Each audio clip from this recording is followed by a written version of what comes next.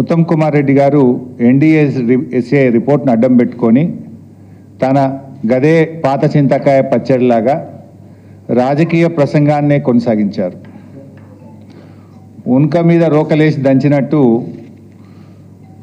తప్ప ఉత్తమ్ కుమార్ రెడ్డి మాటల్లో కొత్త సంగతి లేదు, సబ్జెక్టు లేదు, సారం కూడా లేదు. ఊకదంపుడు ప్రసంగంతో బహుశా జర్నలిస్టులను కూడా నేను చూస్తూ ఉంటే ప్రెస్ మీట్లో జర్నలిస్టులకు కూడా ఒక పరీక్ష పెట్టినట్టు పెట్టిండు. చెప్పిందే చెప్పుడు. ఆ మాత్రం దానికి 2 చోట్ల ప్లేసులు మార్చిండు, ప్రెస్ మీట్ ప్లేసులు మార్చిండు, 2-3 సార్లు టైం మార్చిండు. తీరా చూస్తే ఉత్తమ్ గారు సరిగ్గా ప్రిపేర్ అయినట్టు నాకైతే అనిపించలేదు. ఎంత దారుణం అంటే అసలు ఏదో కొండందవి వెల్కమ్ పెట్టినట్టు చేసిండు ఆయన.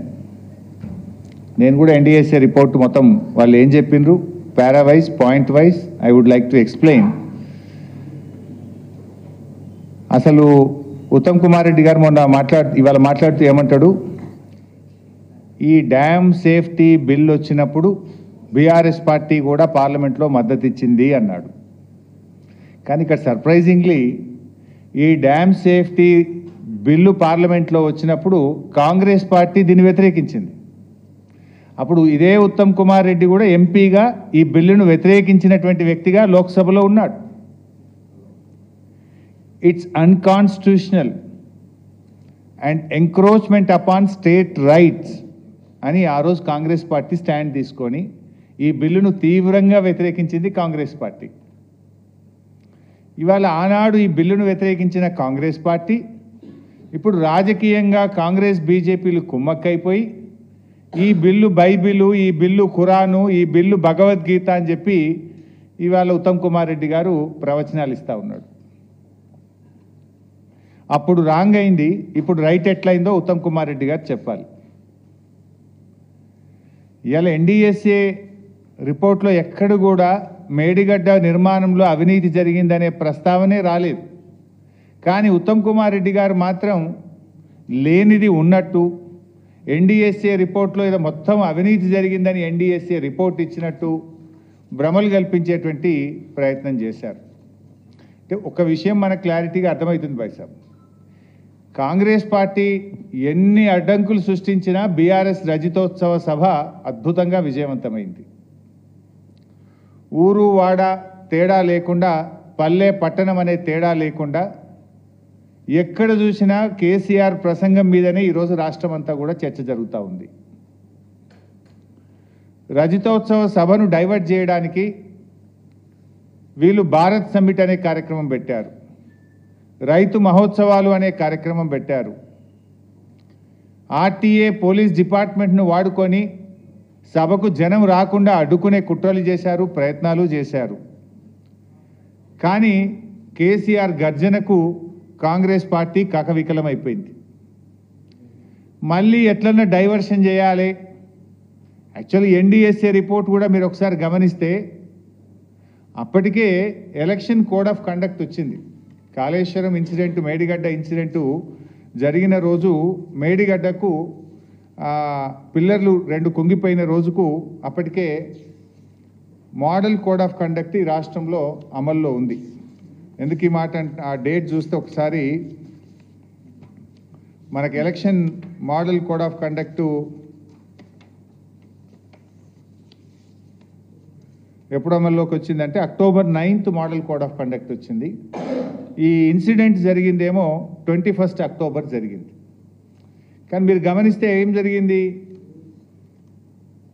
ఎన్డీఎస్ఏ ఎంత వేగంగా స్పందించిందంటే ఆనాడు అసెంబ్లీ ఎన్నికల ముందు బీజేపీకి లబ్ధి చేకూర్చే విధంగా ప్రిలిమినరీ రిపోర్టు ఎప్పుడు ఇచ్చింది, 1st నవంబర్, అంటే జస్ట్ వితిన్ 1 వీక్ కూడా కాదు, ఇన్సిడెంట్ జరిగిన 2 రోజుల్లో వచ్చింది. 4 రోజుల్లోనే ప్రాథమిక నివేదిక ఇచ్చింది. అంటే అసెంబ్లీ ఎన్నికల ముందు ప్రాథమిక నివేదిక, పార్లమెంట్ ఎన్నికల ముందు మధ్యంతర నివేదిక, బీఆర్ఎస్ రజతోత్సవం జరిగేటప్పుడు తుది నివేదిక. ఇది రాజకీయం కాకపోతే ఏంది? నేను ఇంకో మాట అడుగుతున్నా, పోలవరం డ్యామ్ ఉంది, అది కడుతున్నది కూడా ఇదే NDSA. NDSA is nothing but CWC, CWC is nothing but NDSA. సిడబ్ల్యూసీలో పనిచేసేటోళ్ళే ఎన్డీఎస్ఏకి ట్రాన్స్ఫర్ అవుతారు, ఎన్డీఎస్ఏలో పనిచేసేటోళ్ళే సిడబ్ల్యూసీకి ట్రాన్స్ఫర్ అవుతారు. అదేమి కొత్తది కాదు. అయితే మరి అదే ఎన్డీఎస్ఏ ఆధ్వర్యంలో కడుతున్న పోలవరం ప్రాజెక్టులో డయాఫ్రేమ్ వాల్ కానీ గైడ్ వాల్ కానీ కొట్టుకుపోయినాయి, కుప్పగూలిపోయింది పోలవరం ప్రాజెక్టు. మరి ఇప్పటి వరకు ఎన్డీఎస్ఏ ఎందుకు పోలవరం ప్రాజెక్టు విజిట్ చేయలేదు? యాక్ట్ పార్లమెంటు చేసిన చట్టము దేశంలో అన్ని రాష్ట్రాలకు ఒకటే ఉండాలి, అన్ని డ్యామ్లకు అన్ని ప్రాజెక్టులకు ఒకే విధంగా ఉండాలి. ఇక్కడ తెలంగాణలో 2 పిల్లర్లు గుంగితే 3 రోజుల లోపల వస్తావు, 4 రోజుల లోపల రిపోర్ట్ ఇస్తావు. 4-5 ఏళ్ళైనా పోలవరంకు ఎన్డీఎస్ఏ పోదెందుకు, రిపోర్ట్ ఇయ్యదెందుకు? ఎందుకంటే కట్టిందే మీరు, డిజైన్ చేసింది ఎన్డీఎస్ఏ, కట్టింది ఎన్డీఎస్ఏ, కుప్పగూలింది ఎన్డీఎస్ఏ హయాంలో, ఎన్డీఏ హయాంలో. అందువల్ల అక్కడికి బోరు. ఇక ఉత్తమ్ కుమార్ రెడ్డి గారు ఎన్డీఎస్ఏ ఏదో ప్రపంచ ప్రఖ్యాతి కలిగిన సంస్థ, ఇక దీనంత గొప్పది లేదు, దీంట్లో ఉన్నంత నిష్ణాతులైన ఇంజనీర్లు ఈ ప్రపంచంలో లేరు అని చెప్తాడు. మరి ఆ ఎన్డీఎస్ఏ కట్టిన పోలవరం కుప్పగూలిపోయింది, 5 ఏళ్ళైనా అక్కడికి ఎందుకు పోలేదు? ఇది ఎందుకు నేను చెప్పాల్సి వస్తుందంటే ఎన్డీఎస్ఏ ఎన్డీఏ జేబు సంస్థగా మారింది. ఈ దేశంలో ఈడీ సిబిఐలను ఎట్లా వాడుతున్నారో ఎన్డీఎస్ఏను కూడా అదే పద్ధతిలో వాడుతున్నారనడానికి ఇది ఒక నిదర్శనము. అసెంబ్లీ ఎన్నికల ముందు ప్రాథమిక నివేదిక, పార్లమెంట్ ఎన్నికల ముందు మధ్యంతర నివేదిక, సిల్వర్ జూబ్లీ ముందు తుది నివేదిక. 5 ఏళ్ళైనా పోలవరంకు పోరు, ఏ నివేదిక ఇయ్యరు. అంటే ఇది ఒక రాజకీయపరమైనటువంటి ఒక కుట్రతో కాంగ్రెస్ బీజేపీలు కుమ్మక్కై చేస్తున్నటువంటి విషయం ఇవాళ స్పష్టంగా అర్థమవుతా ఉంది. ఇప్పుడు ఎస్ఎల్బీసీ కుప్పగూలిపోయింది, ఇదేదో డిజాస్టర్స్ అని మాట్లాడుతుండు ఉత్తమ్ కుమార్, ఒత్తి పలుకుతుండు. ఎస్ఎల్బీసీ కంటే పెద్ద డిజాస్టర్స్ ఏంది? ఆగమాగం పోయి తొందరగా పనిచేయవి, 8 మంది ప్రాణాలు తీసినావు, కనీసం శవాలను కూడా బయటకు తీయలేని చేతగాని దద్దమ్మ ప్రభుత్వం ఈ కాంగ్రెస్ ప్రభుత్వం. అంతకంటే డిజాస్టర్స్ ఇంకోటి ఉంటుందా మిస్టర్ ఉత్తమ్ కుమార్ రెడ్డి? 60 రోజులైంది, 60 రోజులైనా డెడ్ బాడీలను కూడా బయటకు తీయలేనటువంటి చేతగాని ప్రభుత్వం ఈ కాంగ్రెస్ ప్రభుత్వం. మీరు వచ్చినాక ఖమ్మం జిల్లాలో పెదవాగ్ కొట్టుకుపోయింది, సుంకిశాల కుప్పగూలింది, పాలమూరు ఎత్తిపోతల పథకంలో వట్టెం పంపోజ్ నిండా మునిగిపోయింది, ఎస్ఎల్బీసీ టనల్ కూలిపోయి 8 మంది ప్రాణాలు బలిగొన్నావు నువ్వు. ఇంకా మీరేదో పెద్ద శుద్ధపూసల లెక్క మాట్లాడుతున్నారు. ఇవాళ చాలా విషయాలు పూర్తిగా సత్యదూరమైనటువంటి అబద్ధాలు మాట్లాడినటువంటి ప్రయత్నం చేసినారు. వారు మాట్లాడిన ప్రతిదీ కూడా నేను సాక్ష్యాధారాలతో ప్రూవ్ చేయడానికి రెడీగా ఉన్నా. ఉత్తమ్ కుమార్ రెడ్డి లైట్ అన్ని అబద్ధాలు మాట్లాడాడు, అసత్యాలు మాట్లాడాడు, అర్ధసత్యాలు మాట్లాడాడు. ఇవాళ కాళేశ్వరం ప్రాజెక్టు గురించి అదేదో ప్రాణహిత చేవెళ్ళ ప్రాజెక్టు మేము గొప్పగా కట్టినాం, మేమే స్టార్ట్ చేసినాం, మేమే పని చేసినాం. మరి మీరే పని చేస్తే ఎందుకు తమ్మిడిహట్టికి 8 ఏళ్ళు కాంగ్రెస్ ప్రభుత్వం అధికారంలో ఉంటే అనుమతి కూడా తేలేకపోయారు? మహారాష్ట్రలో కాంగ్రెస్ ప్రభుత్వం, ఆంధ్రప్రదేశ్లో కాంగ్రెస్ ప్రభుత్వం, ఢిల్లీలో కాంగ్రెస్ ప్రభుత్వం, 3 చోట్ల కాంగ్రెస్ ప్రభుత్వం ఉంటే 8 ఏళ్లలో మహారాష్ట్రాన్ని ఎందుకు ఒప్పించలేరు? ఎందుకు తమ్మిడిహట్టికి అంతర్రాష్ట్ర ఒప్పందం చేయలేదు? ఒకసారి సమాధానం చెప్తారా? Is it not the failure of Congress party? Congress ప్రభుత్వం నిర్లక్ష్యం కాదా? ఒకవేళ 8 ఏళ్లలో 8 ఏళ్ళు మీరే అధికారంలో ఉన్నారు, రాష్ట్రంలో, మహారాష్ట్రలో, కేంద్రంలో 3 చోట్ల అధికారం ఉండి తమ్మిడిహట్టికి అనుమతి మీరు తెచ్చుంటే, కట్టి ఉంటే ఇవాళ ఈ పరిస్థితి ఎందుకు వస్తుండే? ఆనాటి మహారాష్ట్ర ముఖ్యమంత్రి మన ముఖ్యమంత్రి కిరణ్ కుమార్ రెడ్డికి ఆ రోజు రాసిన లేఖ ఇది. ఏం రాసిండు? At the full reservoir level 152 meters, about 2099 hectares of land from 22 villages of district Chandrapur and 8 villages in the district Gadchiroli are likely to be submerged, and this is a main cause of unrest among the farmers from this area. It is also requested that the government should not proceed with unilaterally decided layouts and control levels, as it may lead to unfruitful expenditure. మీరు మా అనుమతి లేకుండా, మా రాష్ట్ర ప్రభుత్వం ఒప్పుకోకుండా ఇష్టం ఉన్నట్టుగా ప్రాజెక్టు కడుతుండ్రు, మీరు పెట్టిన ఖర్చు అంతా కూడా వృధా అవుతుంది, తస్మాత్ జాగ్రత్త అని ఆనాటి మహారాష్ట్ర ముఖ్యమంత్రి మన ప్రభుత్వాన్ని హెచ్చరించిండు. మీరెంత దుర్మార్గము, ఎంత అరాచకం అంటే మీరు ఎవడన్నా హెడ్ దగ్గర పని స్టార్ట్ చేస్తాడు, తల దగ్గర ఇడిచిపెట్టి తోక దగ్గర పంది అవుతారా? ఆనాడు కమిషన్ల కోసం, పర్సంటేజ్ల కోసం ఎన్నికల ముందు హడావిడిగా 28 ప్యాకేజీలకు టెండర్లు పెట్టి మహారాష్ట్రతో అగ్రిమెంట్ లేదు, డిపిఆర్ లేదు, డిపిఆర్ తయారు కాలే, మహారాష్ట్ర ఒప్పుకోలే, టెండర్లు పిలిచిండ్రు. ఎక్కడనో పోయి చేవల కాడ దవుతారు, ఎక్కడనో పోయి మెదక్ జిల్లా సిద్దిపేటలో దవుతారు. అసలు ఎక్కడైతే నీళ్లు తీసుకోవాలో తమ్మిడిహట్టి దగ్గర ఆడ మహారాష్ట్ర ఒప్పుకోదు, ఆడ తట్టెడు మట్టి తీయరు, అంతర్రాష్ట్ర ఒప్పందం జరగదు. తప్పు చేసింది మీరు. మీరు చేసిన తప్పును సవరించడానికి మేము ప్రయత్నం చేశాం.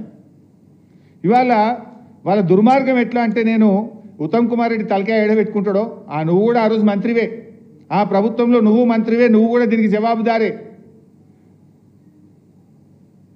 రాజశేఖర రెడ్డి గారి ప్రభుత్వం 17/12/2008 నాడు ఫౌండేషన్ స్టోన్ వేసిండ్రు.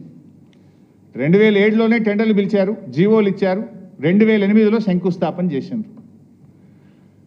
4 ఏళ్లలో పూర్తవుతుంది. 4 ఏళ్లలోనే ప్రాణహిత సేవల్లో పూర్తి చేస్తామన్నారు.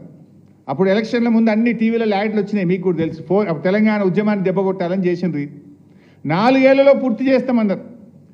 7 ఏళ్ళు అధికారంలో ఉంటే కనీసం తమ్మిడిహట్టి దగ్గర అంతర్రాష్ట్ర ఒప్పందం చేయలే. 4 ఏళ్లలో వీళ్ళు చేసిన ఘనకార్యం కూడా చెప్తా. 4 ఏళ్లలో ప్రాజెక్ట్ పూర్తి చేస్తామన్నారు 2008లో.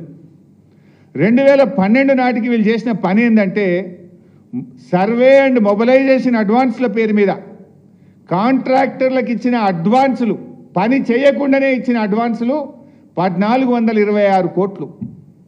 4 ఏళ్లలో ల్యాండ్ ఎక్విజేషన్ కోసం పని మీద పెట్టిన ఖర్చు ఎంత అంటే 160 కోట్లు.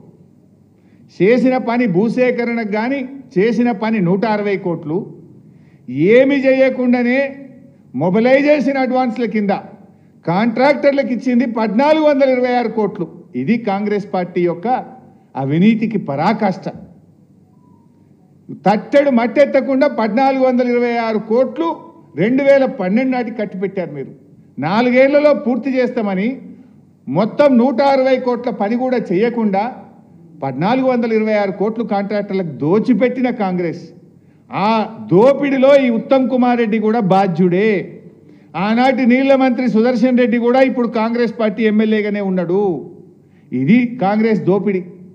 మేమొచ్చిన తర్వాత రివ్యూ చేసి సర్వే మొబిలైజేషన్ అడ్వాన్సులు రద్దు చేసినాం. ఇప్పుడు నేను చెప్పింది 4 ఏళ్లలో వీళ్ళు ఇచ్చింది 1426 కోట్లు.